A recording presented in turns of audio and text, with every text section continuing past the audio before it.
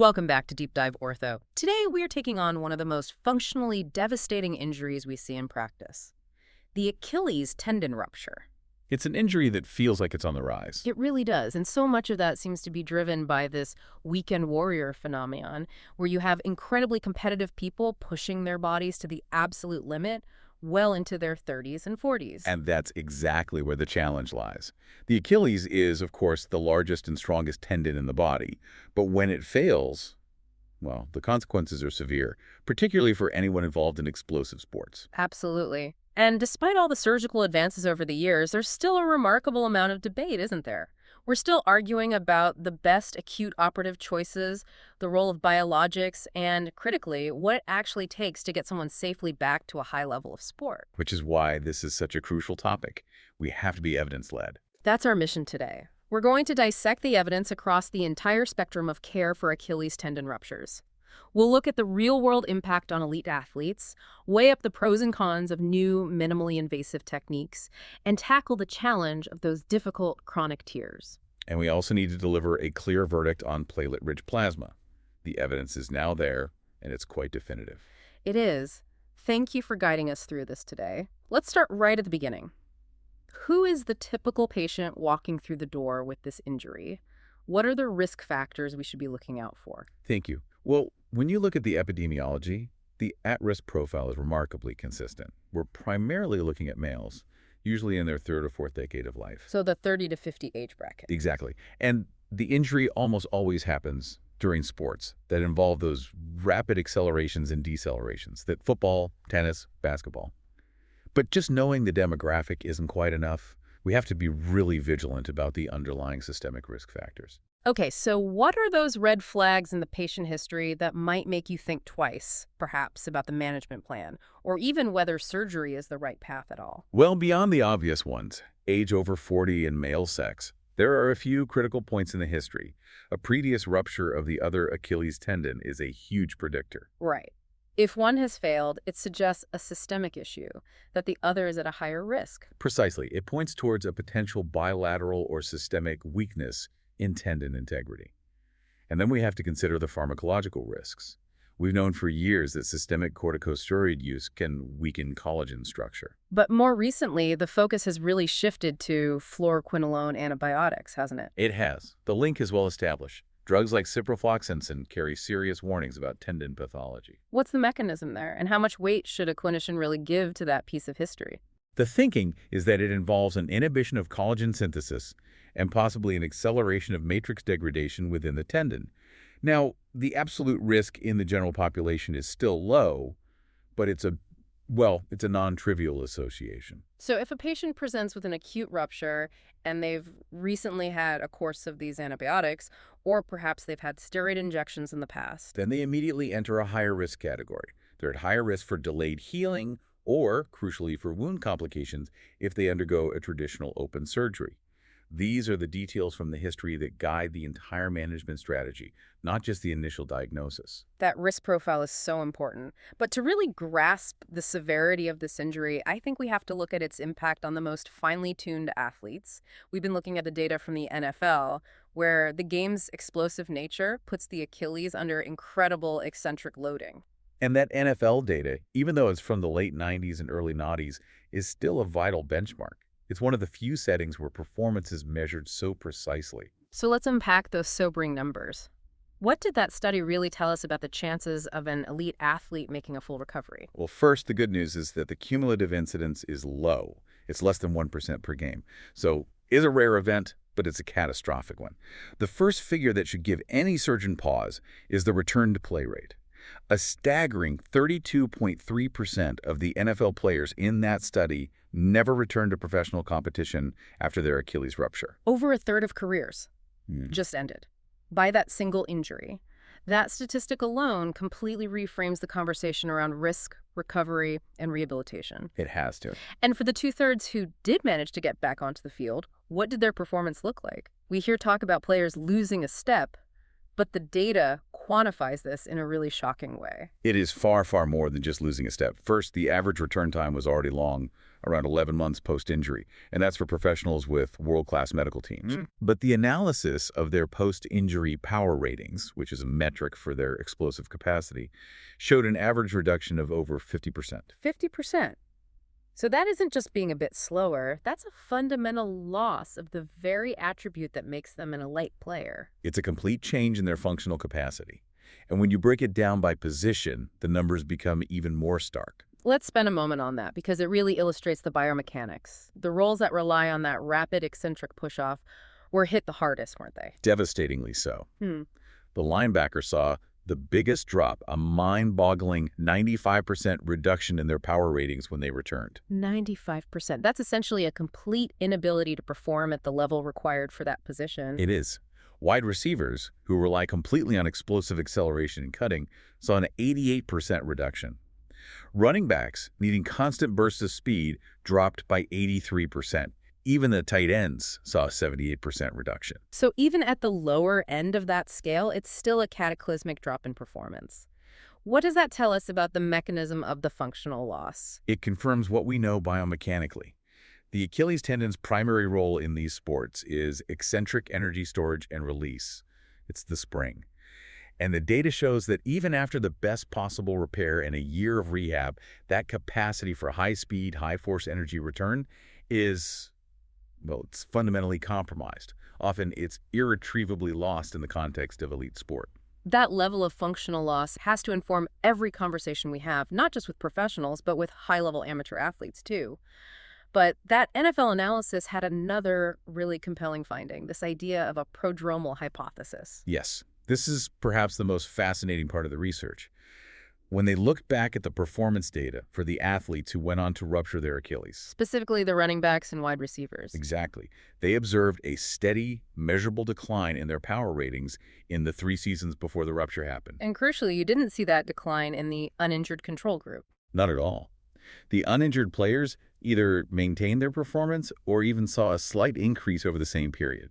So the rupture wasn't a bolt from the blue. It wasn't a sudden failure of a healthy tendon.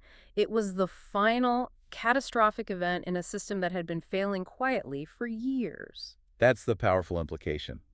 This 3-year performance decline points to a prodromal period of Achilles pathology, a subclinical tendinopathy, a structural weakening that's progressively reducing the tendon's ability to handle load, and it's showing up as a drop in athletic output. The player thinks they're just in a bit of a slump, but actually their biomechanical engine is breaking down. Precisely.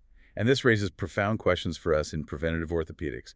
If we can see this coming, if the data is telling us the tissue is compromised years before it fails, can we intervene? It shifts the whole conversation from repair to prevention. Exactly. It forces us to ask, can we use advanced imaging or perhaps biomarkers combined with this performance tracking to identify these at-risk athletes at that 3-year mark? If we can, what do we do? Do we implement specific loading protocols or novel therapies to alter the natural history of the injury and stop the rupture from ever happening? It's a huge challenge, but one we have to embrace. A critical challenge for the future, indeed. For now, though, we have to manage the acute injury. And the choice between a traditional open repair and a minimally invasive approach is still one of the biggest debates in Achilles surgery. It is. The historic trade-off is well known. Surgery gives you a lower re-rupture rate compared to non-operative management, but it comes at the cost of higher complication rates. Mostly infection and wound healing problems. And that's the crux of the debate. We've been searching for a technique that gives us the mechanical security of a direct repair, but without the morbidity of that big, open incision needed for a classic Kessler technique. Which brings us to the research comparing conventional open repair to a minimally invasive alternative, the Dresden percutaneous technique. Before we get into the results, what's the key biological thinking behind the Dresden approach? Why should it be better?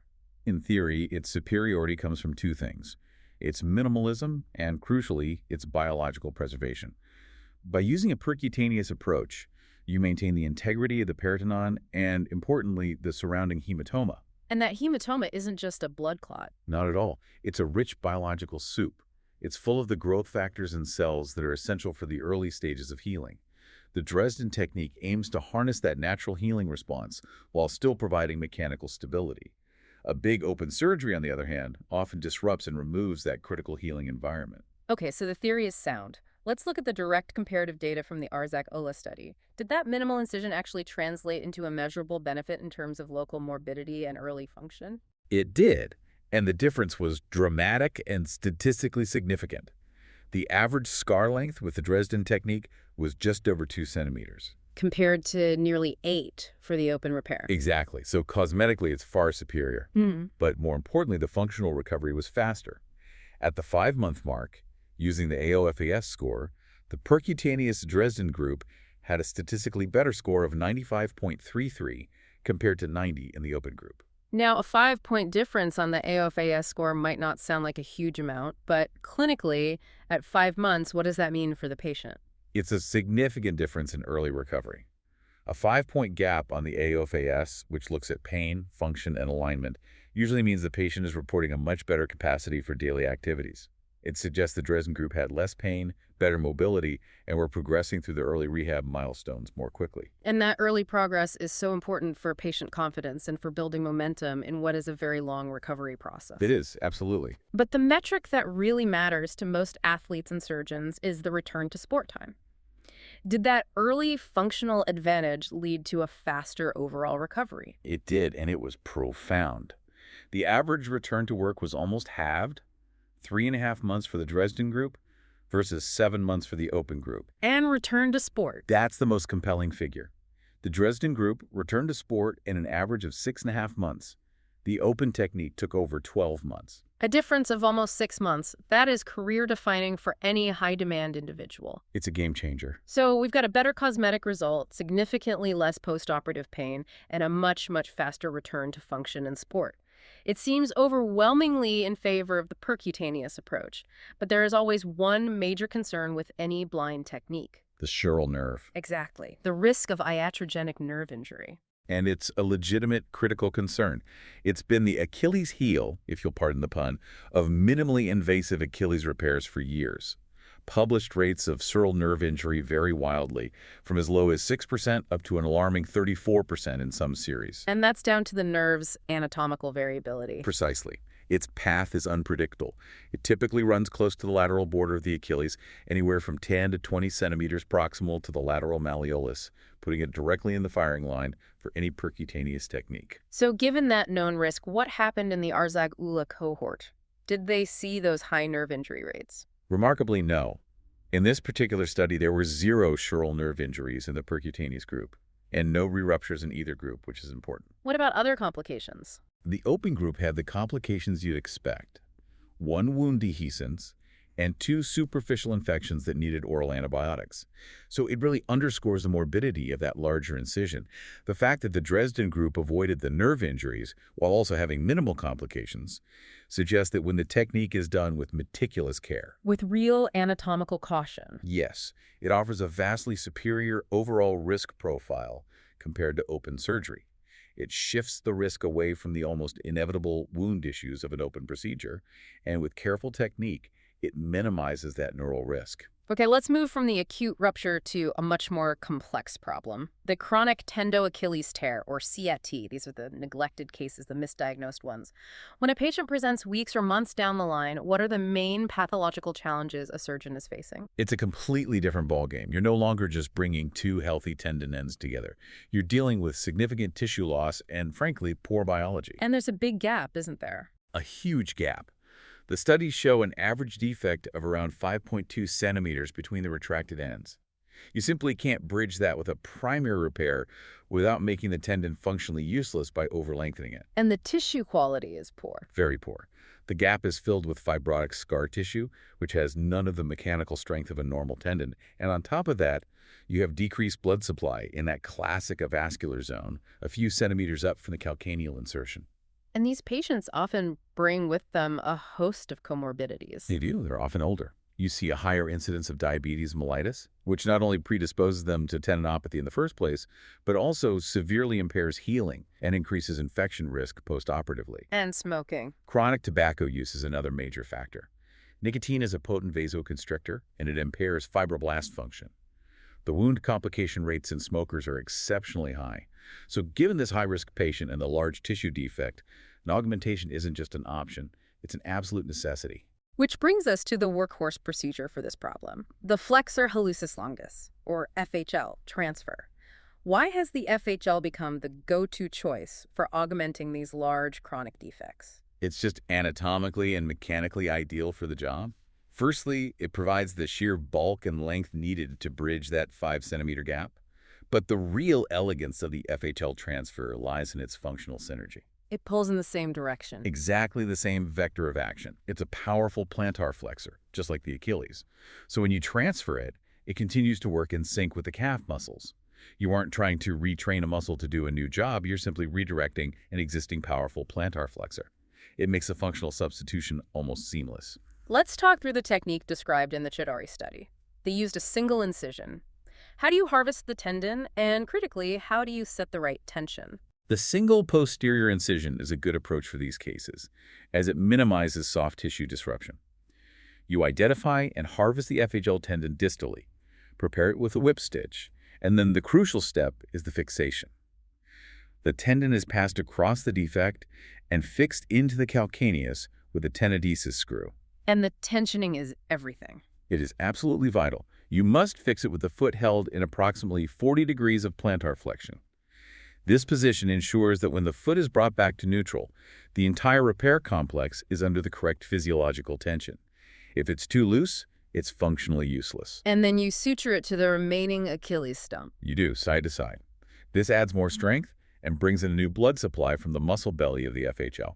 The functional outcomes in that study were extremely good, weren't they? Measured by the foot and ankle outcome score? A massive improvement. Preoperatively, these patients were severely disabled with a mean FAO score of just over 58. Postoperatively, that score jumped to a mean of 88. That's a 30-point increase. That's not just statistically significant, that's life-changing for the patient. It really is. It represents a move from being chronically in pain and struggling to walk to being mobile, largely pain-free, and able to get back to most daily activities. Now, the big concern with any FHL harvest is donor site morbidity. The worry is that you'll leave the patient with a weak, big toe, which could affect their balance and push-off.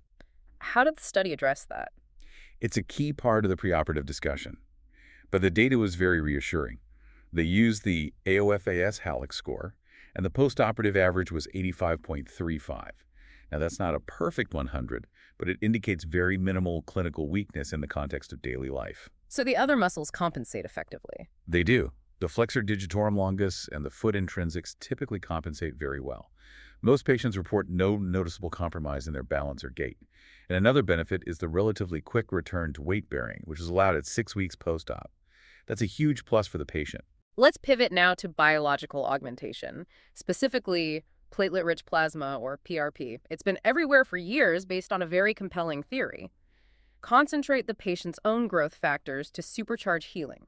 A very compelling theory, but one that has struggled to stand up to high-level scientific scrutiny. Which brings us to the PATH-2 trial. This was a landmark piece of work designed to finally settle the debate for acute Achilles ruptures.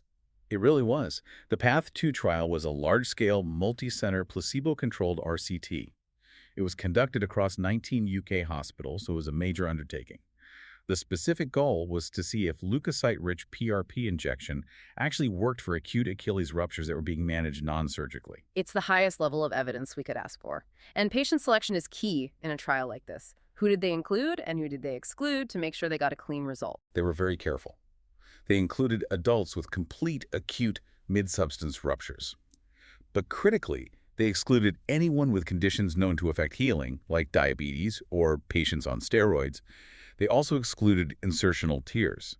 This gave them a very clean cohort to test the biological hypothesis. And they had excellent follow-up, didn't they? They did. An 84% follow-up rate at the 2-year mark, which gives their findings immense statistical power. Okay, so 2 years on, with all that rigorous methodology, what was the final definitive verdict on PRP? The conclusion was absolutely unequivocal. PRP injection demonstrated no evidence of efficacy over a simple placebo sham injection. None at all. None. Whether you looked at patient-reported function, pain levels, their ability to meet functional goals, or their overall quality of life, there was zero statistical difference between the group that got PRP and the group that got the placebo. That is a fundamental challenge to an entire industry built around this treatment for Achilles ruptures. It suggests that injecting these growth factors just doesn't change the natural history of the healing process. That's what the highest level evidence tells us. And the researchers dug into the biology of it too. They checked the quality of the PRP and confirmed it had high concentrations of platelets and the expected growth factors. Right. But here's the key finding. They found that even within the PRP group, variations in the concentration didn't matter. Patients who got even higher doses of platelets or growth factors did not have better outcomes. So even a supraphysiological dose made no difference. What does that tell us about the biology of an acute rupture? Well, it suggests a few things. It could be that the acute rupture site is already so saturated with the body's own inflammatory and healing signals that adding more from the outside is just, well, it's a drop in the ocean. Or it could be that the highly inflammatory microenvironment just isn't receptive to them. So what's the take-home message for clinicians? The take-home message is clear. Based on this high-quality, long-term data, PRP offers no demonstrable benefit for acute Achilles tendon rupture. It's an expensive procedure with a no result, and it shouldn't be routinely recommended. That definitive conclusion on PRP simplifies one aspect of care, but that brings us to the final, most arduous stage, post-operative rehabilitation. We're looking at a very detailed, criterion-based protocol here. What is the single most important biomechanical principle that governs everything in the first few months? The one principle that overrides everything else is the absolute necessity to avoid overelongation of the repaired tendon. This is the cardinal rule. It is paramount. Our goal is a strong, functional tendon of the correct length. If we stretch that repair too early or too aggressively, we either re-rupture it or we end up with a healed tendon that's too long. And a long tendon is a weak tendon. It permanently kills the patient's ability to generate explosive push-off power. Bringing us right back to those catastrophic NFL performance drops. Exactly. So this principle is non-negotiable, especially in high-risk patients, those with obesity, revision cases, or poor tissue quality. Okay, let's walk through the timeline. Phase I, the first 3 weeks. What's the strategy? Phase A is all about protection and proximal maintenance. The patient is strictly non-weight bearing. They're usually in a cast or a boot in equinus, so with the foot pointed down, to take all tension off the repair. The focus is entirely on strengthening everything above the knee, core, hip, and quads. Then we move into phase 2, from weeks 4 to 6. This is where we start to apply some load. How do you do that safely without risking that dreaded over-elongation? This is a critical transition. We move to progressive partial weight bearing in the boot. We use 3 heel wedges to start, to keep the foot in that slightly plantar flex position, and the range of motion is strictly guarded. This is key. Ankle dorsiflexion must not go past neutral, 0 degrees. Allowing the heel to drop any further than that risks stretching the delicate new collagen beyond its limit. We can start some very gentle scar massage, but aggressive techniques like IASTM are absolutely forbidden at this stage. That restriction to neutral dorsiflexion is a hard stop. When do we finally lift that? That would be phase 3, weeks 7 to 8. Yes. In phase 3, we're weaning them off the protection. By week 8, the patient should be fully weight-bearing in the boot, with all the wedges removed. Now, the restriction on dorsiflexion is lifted, and we can start to gently progress that range of motion. We also introduce controlled low-impact exercise, like a stationary bike. Getting them ready to leave the boot behind, which happens in phase 4 from 9 to 10 weeks. This must be a huge psychological boost for the patient. It is, but the transition has to be managed carefully. They go into a supportive trainer, but with a 1 centimeter heel lift inside. This is to reduce the strain on the repair during push-off. And the focus now shifts entirely to controlled loading. This is where we begin the standing calf raise progression. And that starts bilaterally. Always bilaterally. We start by having them put just 25% of their body weight through the injured leg, then progressing to 50, and then 75%. It's a very gradual process of teaching the tendon how to accept load again. Then we get to phase 6 from 3 to 6 months. This sounds like where the real strength work begins. It is. We're now focused on eccentric control and building true unilateral strength. The patient progresses from the bilateral raises to eccentric calf raises, so they go up on 2 feet, but lower down slowly on only the injured leg. The ultimate goal of this phase is to achieve a true single-leg heel raise. We can also start some gentle IASTM on the scar from 16 weeks onwards. The final hurdle is phase 7, the return to sport criteria. Time is no longer the guide here. It's all about meeting objective, quantifiable benchmarks. What does a patient have to achieve before they can even think about starting to run? The criteria are demanding, as they should be. To even start a return-to-running program, the patient must demonstrate a standing heel rise test with a capacity of over 90% of their uninjured side. Greater than 90% strength symmetry. Yes. If they don't have that strength, they will fail on impact. They also have to be able to walk fast, pain-free, for 30 minutes. And the final discharge criteria, the tests that give the green light for a full, unrestricted return to competitive sport. The final clearance requires successful completion of the running program and an agility and plyometric program. But the non-negotiable threshold is set by the lower extremity functional tests. The single leg hop tests. The single leg hop, the triple hop, and the crossover hop. For all three of those tests, they must achieve a limb symmetry index, or LSI, of 90% or greater when compared to their uninjured side. If you let an athlete return with an LSI below 90%, their risk of re-rupture, or of injuring their other leg, is significantly elevated. That 90% threshold is the objective marker of a safe return. That rigorous, data-driven approach is just so essential for managing expectations and ultimately protecting the athlete. It's the only way to do it safely. This whole deep dive has really taken us on a journey from those subtle pre-rupture warning signs right through to the final safety checks. So to summarize our key clinical take-home messages, for acute repairs, the evidence is building that minimally invasive techniques can offer a significantly faster return to sport and work, with fewer early complications than traditional open surgery. And for those complex chronic tears, the FHL transfer is a proven, robust, and highly effective augmentation strategy, giving excellent functional results with minimal donor site issues. And on biologics, the verdict from the highest level of evidence is in. Platelet-rich plasma provides no long-term benefit for acute Achilles ruptures in terms of function, pain, or quality of life. And finally, the road back to function is governed by that one golden rule. Protect the repair from over-elongation early on, and then demand objective, quantifiable strength symmetry of at least 90% before you clear anyone for a full return to sport. Let's just return, for one final thought, to that early finding from the NFL data, the 3-year performance decline before the tendon fails. It really does challenge our entire concept of this being an acute injury. It does. And the provocative thought to leave you with is this. If we can now quantify this slow, insidious decline in performance years before the rupture, and we know how poor the outcome is after it happens, what should we be doing about it? What preventative strategies, be there screening, biomechanical changes, or new therapies, should the orthopedic community be urgently developing right now to intercept this injury before it even happens? It's a move towards proactive tissue management rather than reactive repair. That's the future. A challenging and vital area for future research.